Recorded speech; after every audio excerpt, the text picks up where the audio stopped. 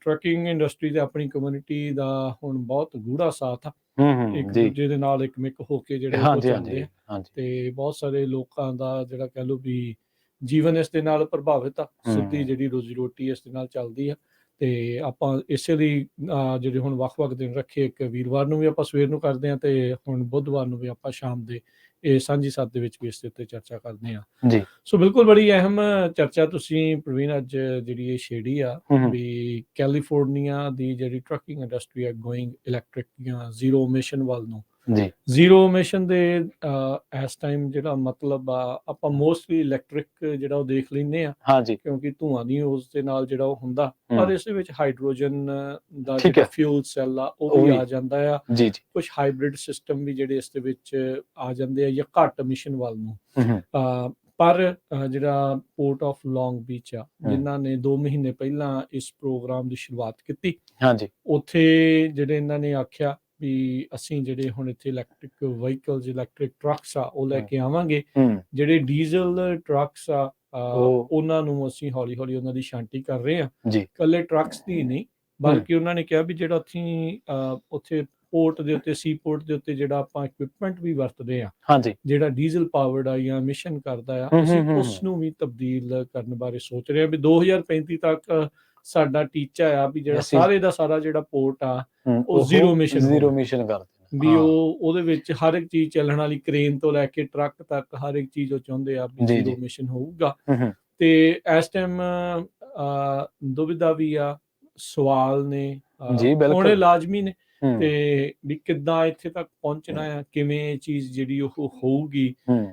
ਕਿਉਂਕਿ ਤਬਦੀਲੀ ਜਦੋਂ ਕੋਈ ਵੀ ਆਉਂਦੀ ਆ, ਉਹ ਹਰ ਇੱਕ ਨੂੰ ਰਾਸ ਨਹੀਂ ਆਉਂਦੀ, ਸਹਿਜੇ ਉਹਨੂੰ ਜ਼ਿੰਦਗੀ ਦੇ ਵਿੱਚ ਲਿਆਉਣਾ ਔਖਾ ਹੁੰਦਾ। ਚੇਂਜ ਨੂੰ ਜਿਹੜਾ ਲੈ ਕੇ ਆਉਣਾ ਔਖਾ ਆ। ਹਾਂ, ਇਹਨਾਂ ਦੀ ਨੀਤ ਠੀਕ ਆ ਵੀ ਅਸੀਂ ਪ੍ਰਦੂਸ਼ਣ ਘੱਟ ਕਰਨਾ ਚਾਹੁੰਦੇ ਆ। ਹਾਂਜੀ ਵੀ ਇਹ ਤਾਂ ਚਲੋ ਕੋਈ ਵੀ ਨਹੀਂ ਚਾਹੁੰਦਾ ਵੀ ਪ੍ਰਦੂਸ਼ਣ ਵਧੇ, ਬਿਲਕੁਲ। ਵੱਧ ਪ੍ਰਦੂਸ਼ਣ ਚ ਕੌਣ ਰਹਿਣਾ ਚਾਹੁੰਦਾ? ਕੋਈ ਵੀ ਨਹੀਂ ਰਹਿਣਾ ਚਾਹੁੰਦਾ। ਹਾਂਜੀ, ਇਹਨਾਂ ਦਾ ਇਹ ਤਰਕ ਆ ਵੀ ਜਿਹੜੇ ਖਾਸ ਕਰਕੇ ਪੋਰਟਸ ਦੇ, ਰੇਲਵੇ ਦੇ ਇਰਦ ਗਿਰਦ ਦੇ ਜਿਹੜੇ ਇਲਾਕੇ ਆ, ਉਹ ਲੋ ਇਨਕਮ ਵਾਲੇ ਲੋਕ ਉੱਥੇ ਰਹਿੰਦੇ ਆ। ਰੀਜਨ ਉਹਦੇ ਵਿੱਚ ਇਹ ਮੰਨਿਆ ਜਾਂਦਾ ਵੀ ਜਿਹਦੇ ਕੋਲ 4 ਪੈਸੇ ਆ, 4 ਛਿੱਲੜ ਜੁੜੇ ਆ, ਉਹਨਾਂ ਥਾਵਾਂ ਦੇ ਉੱਤੇ ਨਹੀਂ ਰਹੂਗਾ ਜਿੱਥੇ ਪ੍ਰਦੂਸ਼ਣ ਜਾਂ ਜਿੱਥੇ ਸਿਹਤ ਨੂੰ ਲੈ ਕੇ ਜਿਹੜੀਆਂ ਸਮੱਸਿਆਵਾਂ ਹੁੰਦੀਆਂ। ਸੋ ਕਹਿੰਦੇ ਵੀ ਜਿਹੜੀ ਇਹ ਬਲੈਕ ਤੇ ਬਰਾਊਨ ਕਮਿਊਨਿਟੀ ਦਾ ਖਾਸ ਕਰਕੇ ਉਹਨਾਂ ਦੇ ਉੱਤੇ ਇਹ ਜਿਹੜੇ ਪ੍ਰਦੂਸ਼ਣ ਦਾ ਜਿਹੜਾ ਉਹ ਅਸਰ ਜ਼ਿਆਦਾ ਹੁੰਦਾ ਹੈ, ਕਿਉਂਕਿ ਉਹ ਇਹਨਾਂ ਥਾਵਾਂ ਚੋਂ ਬਾਹਰ ਨਿਕਲਣ ਦੇ ਯੋਗ ਨਹੀਂ ਹੋ ਪਾਉਂਦੇ। ਫਾਈਨੈਂਸ਼ੀਅਲੀ ਜਿਹੜਾ ਉਹਨਾਂ ਨੂੰ ਅਟਕਲ ਜਿਹੜੀ ਹੈ, ਜਿਹੜੀ ਉਹ ਅੜਚਨ ਜਿਹੜੀ ਇਸ ਦੇ ਵਿੱਚ ਆ ਜਾਂਦੀ ਆ। ਸੋ ਉਹਨਾਂ ਨੇ ਇਹ ਵੀ ਚੀਜ਼ ਦਾ ਤਰਕ ਦਿੱਤਾ। ਨਾਲ ਦੇ ਨਾਲ ਜਿਹੜਾ ਕੈਲੀਫੋਰਨੀਆ ਦਾ ਆਪਣਾ ਗੋਲ ਆ, ਜਿਹੜਾ ਸੂਬਾ ਕਹਿੰਦਾ ਆ, ਸਾਡੀ ਜਿਹੜੀ ਇੱਥੋਂ ਦੀ ਸਰਕਾਰ ਆ, ਉਹਨਾਂ ਦੇ ਜਿਹੜੇ ਲੀਡਰਸ ਇਸ ਟਾਈਮ ਜੋ ਸੋਚ ਰਹੇ ਆ, ਉਹ ਇਹ ਕਹਿੰਦੇ ਆ ਵੀ ਅਸੀਂ ਕੈਲੀਫੋਰਨੀਆ ਨੂੰ ਜ਼ੀਰੋ ਇਮਿਸ਼ਨ, ਕਾਰਬਨ ਨਿਊਟਰਲ ਜਿਹਨੂੰ ਆਖਿਆ ਜਾਂਦਾ, ਵੀ ਅਸੀਂ ਉਸ ਪਾਸੇ ਵੱਲ ਨੂੰ ਵਧਾਉਣਾ ਆ। ਤੇ ਉਹਦੇ ਵਿੱਚ ਵੱਡੇ ਪੱਧਰ ਦੇ ਉੱਤੇ ਜਿਹੜੇ ਡੀਜ਼ਲ ਪਾਵਰਡ ਜਿਹੜੇ ਟਰੱਕਸ ਆ, ਉਹਨਾਂ ਦੇ ਵੱਲ ਦੇਖਿਆ ਜਾਂਦਾ ਹੈ। ਤੇ ਹੁਣ ਤਾਂ ਕੈਲੀਫੋਰਨੀਆ ਨੇ ਆਲਰੇਡੀ ਐਲਾਨ ਕੀਤਾ ਹੋਇਆ ਹੈ, ਗਵਰਨਰ ਨਿਊਸਮ ਹੁਣਾਂ ਨੇ, ਵੀ 2035 ਤੋਂ ਬਾਅਦ ਦੇ ਵਿੱਚ ਜਿਹੜੀਆਂ ਗੈਸ ਪਾਵਰਡ ਗੱਡੀਆਂ ਆ, ਉਹਨਾਂ ਦੀ ਸੇਲ ਅਸੀਂ ਰੋਕ ਦੇਣੀ ਆ। ਉਸ ਤੋਂ ਬਾਅਦ ਦੇ ਵਿੱਚ ਫਿਰ ਜਿਹੜੀਆਂ ਜ਼ੀਰੋ ਇਮਿਸ਼ਨ ਵਹੀਕਲ ਆ, ਉਹ ਉਸ ਦੇ ਵਿੱਚ ਆਉਣਗੇ, ਚਾਹੇ ਉਹ ਹਾਈਡਰੋਜਨ ਸੈੱਲ ਨਾਲ ਚੱਲਦੀਆਂ ਹੋਣ, ਤੇ ਚਾਹੇ ਉਹ ਜਿਹੜੀ ਬਿਜਲੀ ਦੇ ਨਾਲ ਜਿਹੜੀਆਂ ਚੱਲਦੀਆਂ ਹੋਣ। ਵਾਲ ਸਟਰੀਟ ਜਰਨਲ ਨੇ ਇਸ ਦੇ ਉੱਤੇ ਕਾਫੀ ਵੱਡਾ ਇੱਕ ਆਰਟੀਕਲ ਰੀਸੈਂਟਲੀ 2 ਦਿਨ ਪਹਿਲਾਂ, 3 ਦਿਨ ਪਹਿਲਾਂ ਜਿਹੜਾ ਉਹਨਾਂ ਨੇ ਲਿਖਿਆ ਵੀ ਉਹ ਤਾਂ ਇਹਨਾਂ ਨੇ 2035 ਤੱਕ ਜਿਹੜਾ ਟੀਚਾ ਮਿੱਥਿਆ, ਇਹ ਜਿਹੜਾ ਪੋਰਟ ਆਫ ਲੌਂਗ ਬੀਚ ਉਹਨਾਂ ਨੇ ਆਪਣੇ ਨਿੱਜੀ ਤੌਰ ਦੇ ਉੱਤੇ ਰੱਖਿਆ ਆ। ਪਰ ਉਹ ਆਲਰੇਡੀ ਚਾਹ ਰਹੇ ਆ ਵੀ ਅਸੀਂ 2025 ਤੋਂ ਹੀ ਜਿਹੜਾ ਇਹ ਕੰਮ ਸ਼ੁਰੂ ਕਰ ਦਈਏ। ਜਿਹੜੇ ਡੀਜ਼ਲ ਪਾਵਰਡ ਟਰੱਕਸ ਹੈਗੇ ਆ, ਐਟਲੀਸਟ ਉਹਨਾਂ ਤੋਂ ਸ਼ੁਰੂਆਤ ਕਰਕੇ ਤੇ ਆਪਾਂ ਇਸ ਪਾਸੇ ਵੱਲ ਨੂੰ ਵਧੀਏ। ਇਹ ਐਂਬੀਸ਼ੀਅਸ ਪਲਾਨ ਆ, ਵੀ ਸੋਚ ਤਾਂ ਆਪਾਂ ਦੂਰ ਦੀ ਲਈ ਆ, ਉੱਥੇ ਤੱਕ ਪਹੁੰਚਿਆ ਜਾ ਸਕੂਗਾ ਕਿ ਨਹੀਂ, ਉਹਦੇ ਨਾਲ ਆ। ਇਹਦੇ ਵਿੱਚ ਬਹੁਤ ਵੱਡੀਆਂ ਚੁਣੌਤੀਆਂ ਨੇ। ਕੱਲਾ ਇੱਕ ਢਾਂਚੇ ਦੇ ਪੱਧਰ ਤੋਂ ਹੀ ਨਹੀਂ ਪ੍ਰਵੀਨ, ਵੀ ਆਪਾਂ ਜੇ ਦੇਖੀਏ ਵੀ ਜਿਹੜਾ ਹੁਣ ਪੋਰਟ ਦੇ ਉੱਤੇ ਕੰਮ ਕਰਨ ਵਾਲਾ ਆ, ਜਿਹਨੇ ਆਪਣਾ ਟਰੱਕ ਖਰੀਦਿਆ ਆ, ਚਾਹੇ ਉਸਨੇ ਹੁਣ ਖਰੀਦਿਆ, ਚਾਹੇ ਪਹਿਲਾਂ ਦਾ ਖਰੀਦਿਆ ਆ, ਉਹਨੇ ਫਾਈਨੈਂਸ਼ੀਅਲੀ, ਆਰਥਿਕ ਤੌਰ ਦੇ ਉੱਤੇ ਉਸ ਚੀਜ਼ ਦੇ ਵਿੱਚ ਖਰਚਾ ਜਿਹੜਾ ਉਹ ਕੀਤਾ ਆ, ਰਾਈਟ। ਵੀ ਹੁਣ ਉਹ ਖਰਚਾ ਬਾਰ-ਬਾਰ ਕੀ ਉਹ ਕਰ ਸਕੂਗਾ? ਵੀ ਵੱਡਾ ਸਵਾਲ ਇਹ ਆ। ਦੂਜਾ ਜਿਹੜਾ ਉਸ ਤੋਂ ਵੀ ਮੈਂ ਕਹੂੰਗਾ ਵੀ ਜਿਹੜੀ ਵੱਡਾ ਜਿਹੜਾ ਚੈਲੰਜ, ਚੁਣੌਤੀ ਇਹ ਆ, ਜਦੋਂ ਤੁਸੀਂ ਇੰਨੇ ਥੋੜੇ ਸਮੇਂ ਦੇ ਵਿੱਚ ਏਡੀ ਵੱਡੀ ਤਬਦੀਲੀ ਕਰਦੇ ਆ, ਹੁਣ ਡੀਜ਼ਲ ਪਾਉਣ ਦਾ ਇਨਫਰਾਸਟ੍ਰਕਚਰ ਤਿਆਰ ਆ, ਹਾਂਜੀ ਅੱਜ ਦਾ ਨਹੀਂ, ਕਈ ਦਹਾਕਿਆਂ ਤੋਂ ਚੱਲ ਰਿਹਾ। ਹੁਣ ਤੁਸੀਂ ਇੰਨੇ ਥੋੜੇ ਸਾਲਾਂ ਦੇ ਵਿੱਚ ਇੰਨੇ ਚਾਰਜਿੰਗ ਸਟੇਸ਼ਨ, ਹਾਂ ਤੇਜ਼ੀ ਦੇ ਨਾਲ ਚਾਰਜ ਹੋਣ ਵਾਲੇ ਜਿਹੜੇ ਹਾਂਜੀ ਸਟੇਸ਼ਨ ਆ, ਉਹ ਉੱਥੇ ਕਿੱਦਾਂ ਲੈ ਕੇ ਆਉਂਗੇ? ਬਿਲਕੁਲ ਉੱਥੇ ਕਿੰਨੀ ਉਹਨਾਂ ਨੂੰ ਵੇਟ ਕਰਨੀ ਪਊਗੀ, ਹਾਂਜੀ ਕਿੰਨੇ ਜਲਦੀ ਉਹ ਚਾਰਜ ਹੋਣਗੇ। ਹੋਣਗੇ। ਕੀ ਇਹਦੇ ਨਾਲ ਜਿਹੜਾ ਸਪਲਾਈ ਤੇ ਚੇਨ ਦਾ ਜਿਹੜਾ ਬੋਝ ਆ ਉਸ ਉੱਤੇ ਹੋਰ ਵਧੂਗਾ, ਕੀ ਹੋਊਗਾ? ਇਹ ਬੜੇ ਵੱਡੇ ਜਿਹੜੇ ਉਹ ਸਵਾਲ ਨੇ। ਜੇ ਮੰਨ ਲਓ ਉੱਥੇ ਸਿਰਫ ਇਲੈਕਟ੍ਰਿਕ ਵਹੀਕਲ ਹੀ ਜਾ ਸਕਣਗੇ, ਜੇ ਲਾ ਰਹੇ ਆਪਾਂ, ਤੇ ਜਿਵੇਂ ਤੁਸੀਂ ਖਦਸ਼ਾ ਜ਼ਾਹਰ ਕਰ ਰਹੇ ਹੋ ਕਿ ਇਸ ਤਰੀਕੇ ਨਾਲ ਥੋੜਾ ਸਲੋ ਵੀ ਹੋ ਸਕਦਾ ਹੈ, ਤਾਂ ਕੀ ਫਿਰ ਦੂਜੇ ਡੀਜ਼ਲ ਵਾਲਿਆਂ ਦੇ ਵਿੱਚ ਪਾਉਣ ਵਾਸਤੇ ਜੋ ਵੀ ਮਾਲ ਹੋਊਗਾ ਜਾਂ ਉਹਦੇ ਵਾਸਤੇ ਕੁਝ ਅਲੱਗਾ ਕਰਨਾ ਪਊਗਾ, ਜਾਂ ਇਹ ਵੀ ਇਸ ਚੀਜ਼ ਤੇ ਵਿਚਾਰ ਹੋਊਗਾ? ਕਿਉਂਕਿ ਜੇ ਸਪਲਾਈ ਚੇਨ ਪ੍ਰਭਾਵਿਤ ਹੋਈ ਫਿਰ ਤਾਂ ਚਲੋ ਬੀਚ ਤੇ ਨਹੀਂ ਜਾ ਸਕਦੇ, ਫਿਰ ਕੋਈ ਅਲਟਰਨੇਟ ਤਾਂ ਸੋਚਣਾ ਪਊਗਾ। ਤੇ ਜਿਹੜੇ ਸੋਰਸ ਆਫ એનર્ਜੀ ਦੇ ਲਈ ਲੋਕਾਂ ਨੂੰ ਆਦਤ ਪਾਉਣੀ ਆ, ਉਹ ਬਹੁਤ ਔਖੀ ਚੀਜ਼ ਆ, ਕਿਉਂਕਿ ਇਹ ਹੁਣ ਸਾਡੀ ਆਦਤ ਦੇ ਵਿੱਚ ਸ਼ੁਮਾਰ ਆ। ਅਸੀਂ ਜਾਂ ਗਏ ਗੈਸ ਸਟੇਸ਼ਨ ਤੇ ਗੈਸ ਪਵਾਈ, ਨਿਕਲ ਗਏ, ਸਾਨੂੰ ਪਤਾ ਹੈ ਕਿ ਇੰਨੀ ਪਾਈ ਟੈਂਕੀ ਭਰੀ ਆ, ਅਸੀਂ 400 ਮੀਲ 500 ਮੀਲ ਚੱਲਾਂਗੇ, ਹਨਾ, ਜਾਂ ਸਾਡੀ ਮੰਜ਼ਿਲ ਇੰਨੀ ਦੂਰ ਆ, ਆਪਾਂ ਸ਼ਾਮ ਤੱਕ ਪਹੁੰਚ ਜਾਣਾ, ਸਵੇਰੇ ਤੁਰਨ ਲੱਗੇ ਉਧਰੋਂ ਫੇਰ।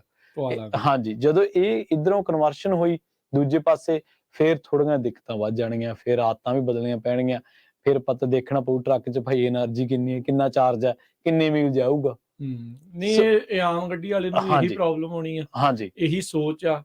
ਬੈਟਰ ਤਰੀਕੇ ਦੇ ਨਾਲ ਆਪਣਾ ਜਿਹੜਾ ਰਾਊਟ ਆ ਪਲਾਨ ਕਰਨਾ ਪੈਣਾ। ਹੁਣ ਦੇਖੋ, ਜੇ ਆਪਾਂ ਇਹ ਕਹਿੰਦੇ ਰਹੀਏ ਨਾ ਵੀ ਇਹ ਤਾਂ ਹੋਣਾ ਨਹੀਂ, ਇਹ ਤਾਂ ਹੋ ਨਹੀਂ ਸਕਦਾ, ਇਹ ਤਾਂ ਹੋਊਗਾ ਨਹੀਂ, ਉਹ ਫਿਰ ਆਪਾਂ ਉਹ ਕਬੂਤਰ ਵਾਲੀ ਗੱਲ ਹੋਊਗੀ ਵੀ ਆਪਾਂ ਅੱਖਾਂ ਮੀਟੀ ਬੈਠੇ ਆ। ਹਾਂਜੀ ਹਾਂਜੀ, ਪਰ ਕਿਉਂਕਿ ਜਿਹੜਾ ਇਹਨਾਂ ਨੇ ਆਲਰੇਡੀ ਸੋਚਿਆ ਹੈ ਕਰਨਾ, ਉਸ ਪਾਸੇ ਵੱਲ ਨੂੰ ਜਿਹੜਾ ਵੱਧ ਰਿਹਾ, ਇਹ 'ਚ ਕੋਈ ਦੋ ਰਾਹ ਨਹੀਂ। ਇਨਫਰਾਸਟ੍ਰਕਚਰ ਦੇ ਉੱਤੇ ਪੈਸਾ ਖਰਚ ਹੋ ਰਿਹਾ, ਡਾਲਰ ਜਿਹੜੇ ਆ ਉਹ ਬਿਲੀਅਨਸ ਆਫ ਡਾਲਰ ਦੇ ਵਿੱਚ ਜਿਹੜੇ ਇੱਧਰਲੇ ਪਾਸੇ ਨੂੰ ਲਾਏ ਜਾ ਰਹੇ ਆ। ਤੁਸੀਂ ਇਲੈਕਟ੍ਰੀਫਾਈ ਅਮਰੀਕਾ ਕਰਕੇ ਇੱਕ ਢਾਂਚਾ ਜਿਹੜਾ ਤਿਆਰ ਕਰ ਰਿਹਾ, ਵੱਖ-ਵੱਖ ਚਾਰਜਿੰਗ ਸਟੇਸ਼ਨ ਮੁਲਕ ਭਰ ਦੇ ਵਿੱਚ ਉਹਨਾਂ ਨੇ ਹਜ਼ਾਰਾਂ ਜਿਹੜੇ ਚਾਰਜਿੰਗ ਸਟੇਸ਼ਨ ਆ ਆਲਰੇਡੀ ਤਿਆਰ ਕੀਤੇ ਨੇ। ਠੀਕ ਹੈ, ਉਹ ਤਿਆਰ ਹੋਏ ਪਏ ਆ। ਇੱਥੇ ਵੀ ਜਿਹੜਾ ਪੋਰਟ ਆਫ ਲੌਂਗ ਬੀਚ ਆ, ਇੱਥੇ ਵੀ ਇਲੈਕਟ੍ਰੀਫਾਈ ਅਮਰੀਕਾ ਕਰਕੇ ਜਿਹੜਾ ਇਹ ਆ, ਉਹਨਾਂ ਨੇ ਪਹਿਲਾਂ ਆਪਣਾ ਚਾਰਜਿੰਗ ਸਟੇਸ਼ਨ ਲਾਇਆ। ਮੈਂ ਉਹਨਾਂ ਦੀ ਉਹ ਸੁਣ ਰਿਹਾ ਸੀ, ਉੱਥੇ ਉਹਨਾਂ ਦੇ ਜਿਹੜੇ ਬੋਲਣ ਵਾਲੇ ਆ ਉਹ ਕਹਿ ਰਹੇ ਸੀਗੇ ਵੀ ਅਸੀਂ ਬਹੁਤ ਹੀ ਪਾਵਰਫੁਲ, ਜਿਸ ਦੇ ਵਿੱਚ ਬਹੁਤ ਤੇਜ਼ੀ ਦੇ ਨਾਲ ਫਾਸਟ ਚਾਰਜਿੰਗ ਤੇ ਹਾਈਪਰ ਫਾਸਟ ਚਾਰਜਿੰਗ ਵਾਲੇ ਸਟੇਸ਼ਨ ਜਿਹੜੇ ਉਹ ਲਾਉਣੇ ਆ। ਇੱਕ ਦੀ ਜਿਹੜੀ ਸ਼ਮਤਾ 150 ਕਿਲੋਵਾਟ ਆਵਰ ਦੀ ਜਿਹੜੀ ਹੋਊਗੀ, ਤੇ ਇੱਕ ਦੀ ਜਿਹੜੀ ਉਹ ਕਹਿੰਦੇ ਵੀ 300 ਕਿਲੋਵਾਟ ਵਾਲੀ ਜਿਹੜੀ ਹੋਊਗੀ, ਜਿਹੜਾ 30 ਮਿੰਟ ਤੋਂ 60 ਮਿੰਟ ਦੇ ਵਿੱਚ ਜਿਹੜੇ ਇੱਕ ਟਰੱਕ ਨੂੰ ਪੂਰੀ ਤਰ੍ਹਾਂ ਚਾਰਜ ਕਰ ਸਕਣਗੇ। ਇਹ ਟਰੱਕ ਦੀ ਟੋਟਲ ਚੱਲਣ ਦੀ ਸ਼ਮਤਾ 100 ਤੋਂ 200 ਮੀਲ ਤੋਂ 300 ਮੀਲ ਰੇਂਜ ਜਿਹੜੀ ਆ ਉਹ ਹੋ ਸਕਦੀ ਆ। ਉਹ ਚੀਜ਼ ਜਿਹੜੀ ਉਹ ਹੋਵੇ, ਪਰ ਇਹ ਆ ਵੀ ਇਸ ਪਾਸੇ ਵੱਲ ਨੂੰ ਵੱਧ ਰਹੇ ਆ। ਹੁਣ ਰੀਸੈਂਟਲੀ ਇਹਦੇ ਵਿੱਚ ਇਹ ਵੀ ਹੋਇਆ ਆ ਪ੍ਰਵੀਨ, ਵੀ ਜਿਹੜਾ ਗਵਰਨਰ ਨਿਊਸਮ ਆ, ਉਹਨਾਂ ਨੇ ਇਸ ਦੇ ਲਈ ਹੋਰ ਫੰਡਿੰਗ ਐਲੋਕੇਟ ਕਰਤੀ ਆ ਵੀ ਆਪਾਂ ਜ਼ੀਰੋ ਐਮਿਸ਼ਨ ਵੱਲ ਨੂੰ ਜਿਹੜਾ ਉਹ ਤੇਜ਼ੀ ਦੇ ਨਾਲ ਕਿੱਦਾਂ ਜਿਹੜਾ ਉਹ ਵਧਣਾ ਆ, ਇਸ ਦੇ ਲਈ ਫੰਡਿੰਗ ਜਿਹੜੀ ਉਸ ਦੇ ਵਿੱਚ ਉਹ ਐਡ ਕਰ ਰਹੇ ਆ। ਸੋ ਅਸੀਂ ਅੱਜ ਇਹ ਜਾਣਨਾ ਚਾਹੁੰਦੇ ਵੀ ਐਜ਼ ਏ ਟਰੱਕਰ ਤੁਸੀਂ ਇਸ ਪੂਰੇ ਮਸਲੇ ਨੂੰ ਕਿੱਦਾਂ ਦੇਖਦੇ ਆ, ਕਿਉਂਕਿ ਅੱਜ ਪੋਰਟਸ ਦੇ ਉੱਤੇ ਆ, ਇਵੈਂਚੁਅਲੀ ਇਹਨਾਂ ਨੇ ਕੈਲੀਫੋਰਨੀਆ 'ਚ ਚੱਲਣ ਵਾਲੇ ਜਿਹੜੇ ਸਾਰੇ ਜਿਹੜੇ ਟਰੱਕਸ ਆ ਉਹਨਾਂ ਉੱਤੇ ਲਾਉਣੀ, ਜਿਹੜੀ ਕਿਉਂਕਿ ਕਾਰਬ ਆ, ਕੈਲੀਫੋਰਨੀਆ 에ਅਰ ਰਿਸੋਰਸ ਬੋਰਡ ਆ, ਉਹ ਇਹੀ ਚਾਹੁੰਦੀ ਆ ਵੀ ਆਪਾਂ ਹੌਲੀ-ਹੌਲੀ ਜੇ ਜ਼ੀਰੋ ਐਮਿਸ਼ਨ ਵਾਲਾ ਕਰਨਾ ਹੈ ਤੇ ਫਿਰ ਸਾਰਿਆਂ 'ਚ ਕਰਨਾ, ਫਿਰ ਤਾਂ ਫੋਸਿਲ ਫਿਊਲ ਜਿਹੜਾ ਆਪਾਂ ਕੱਢਦੇ ਆ, ਵਰਤਦੇ ਆ, ਤੇ ਜਿਹੜੀ ਐਮਿਸ਼ਨ ਹੁੰਦੀ ਆ ਵੀ ਉਸ ਨੂੰ ਉਹਨਾਂ ਨੇ ਕਿੱਦਾਂ ਜਿਹੜਾ ਉਹ ਰੋਕਣਾ ਆ, ਉਸ ਦੇ ਵੱਲ ਨੂੰ ਜਿਹੜੀ ਉਹਨਾਂ ਦਾ ਜ਼ੋਰ ਜਿਹੜਾ ਇਸ ਟਾਈਮ ਲੱਗਾ ਹੈ। ਸੋ ਤੁਸੀਂ ਵੀ ਆਪਣੇ ਵਿਚਾਰ ਸਰੋਤਿਓ ਜ਼ਰੂਰ ਦਿਓ 408 272 5200 ਦੇ ਉੱਤੇ। ਤੁਸੀਂ ਕੀ ਸੋਚਦੇ ਆ ਵੀ ਇਹ ਜਿਹੜੀ ਸੋਚ ਆ ਇਹ ਠੀਕ ਆ, ਗੁੱਡ ਆ, ਤੇ ਇਹਦੀ ਅਪਰੋਚ ਕਿੱਦਾਂ ਜਿਹੜੀ ਕੀਤੀ ਜਾ ਰਹੀ ਆ, ਉਹਨੂੰ ਤੁਸੀਂ ਕਿਸ ਹਿਸਾਬ ਦੇ ਨਾਲ ਉਹ ਲੈਂਦੇ ਆ? ਕਿਉਂਕਿ ਜੇ ਆਪਾਂ ਹੁਣ ਉਹੀ ਗੱਲ ਵੀ ਜੇ ਆਪਾਂ ਕਹੀਏ ਵੀ ਇਹ ਕਰਨਾ ਨਹੀਂ ਜਾਂ ਹੋਊਗਾ ਨਹੀਂ, ਆਪਾਂ ਇਹ ਵੀ ਨਾ ਦੇ ਵਿੱਚ ਹੀ ਚੱਲੀ ਜਾਈਏ, ਆਪਣੇ ਕਹੇ ਤਾਂ ਰੁਕਣੀ ਨਹੀਂ ਹੁਣ ਇਹ ਚੀਜ਼, ਨਹੀਂ ਰੁਕਣੀ ਬਿਲਕੁਲ। ਇਹ ਹੁਣ ਜਦੋਂ ਉਹਨਾਂ ਨੇ ਸੋਚਿਆ, ਅੱਜ ਦਾ ਨਹੀਂ ਕਰਦਾ, ਜਿਹੜਾ ਇਸ ਦੇ ਉੱਤੇ ਇਹਨਾਂ ਨੇ ਜ਼ੋਰ ਲਾ ਲਿਆ, ਪਿਛਲੇ ਇੱਕ ਦਹਾਕੇ ਤੋਂ ਵੱਧ ਦਾ ਜਿਹੜਾ ਜ਼ੋਰ ਇਸ ਦੇ ਵਿੱਚ ਲੱਗ ਰਿਹਾ ਆ। ਸੋ ਤੁਸੀਂ ਸੋਚੋ ਵੀ ਕੀ ਅਪਰੋਚ ਹੋ ਸਕਦੀ ਆ, ਕਿੱਦਾਂ ਬੈਟਰ ਹੋਊਗਾ।